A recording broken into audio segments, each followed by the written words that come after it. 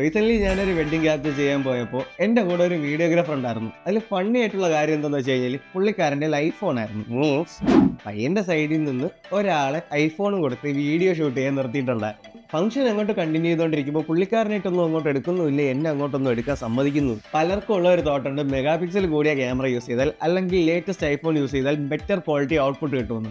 Bro, seriously it doesn't work. Mega pixel is just the measure of resolution in digital cameras. ഇത് വെച്ചിട്ട് നമുക്ക് ഒരു ക്യാമറയുടെയും quality judge ചെയ്യാൻ പറ്റത്തില്ല. ഒരു ഇമേജിന്റെ ക്വാളിറ്റി ജഡ്ജ് ചെയ്യുന്നത് 3 കാര്യങ്ങളുണ്ട്: size of the camera sensor, quality of the lens which you are using, and the processor of the camera.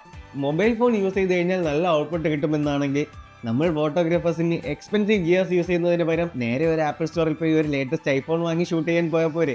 Use your brain guys. Photographers and videographers ഒന്ന് പണിയെടുക്കേണ്ട സ്ഥാനത്ത് നിങ്ങൾ ഏതൊരു മൊബൈൽ ഫോൺ കൊണ്ട് റീപ്ലേസ് ചെയ്താലും you may miss some crucial moments of your life which you may regret in your future. That's it. Thank you for watching.